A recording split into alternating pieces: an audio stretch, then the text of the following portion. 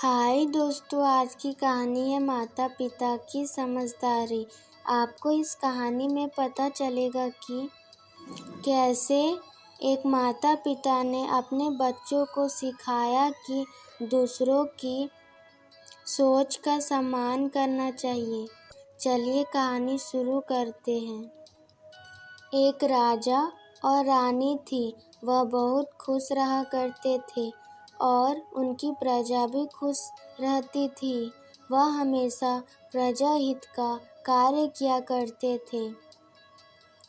उनके 2 पुत्र थे जिनका नाम चंदन और नंदन था। वे दोनों ही अलग अलग विचारों के थे, जिसके कारण वे सदा ही लड़ा करते थे। दोनों ही बहुत बलशाली और गुणवान थे, लेकिन उनकी लड़ाई राजा रानी के लिए चिंता का विषय था। उन दोनों को ही राज्य को संभालना था। एक दिन राजा रानी ने दोनों के दृष्टिकोण को समझने के लिए एक योजना बनाई और चंदन और नंदन को एक बाग में बुलाया और उनकी आंखों में पट्टी बांध दी गई। उन्हें बाग में बनी एक दीवार के पास ले जाया गया। उस दीवार में सूर्य की किरणें पड़ने के कारण वह दीवार गर्म हो गई थी और दूसरी तरफ ठंडक थी।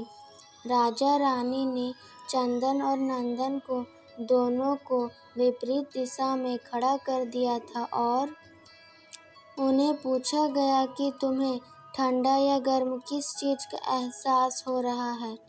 दोनों ने एक दूसरे के विपरीत जवाब दिया।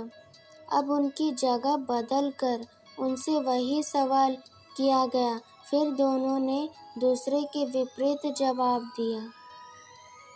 जब उनकी पट्टी खोल दी गई तो राजा ने समझाया कि अगर हम दूसरों की स्थिति को समझना चाहे तो हमें उसकी जगह पर रहकर उसके बारे में सोचना चाहिए, तभी हम उनके कथन को समझ सकते हैं। तब से चंदन और नंदन एक दूसरे की सोच को सम्मान देना शुरू कर दिया और राज्य के उत्तरदायित्व को एक साथ निभाने लगे। इस कहानी से हमें यह सीख मिलती है कि सभी की दृष्टिकोण अलग अलग होती है।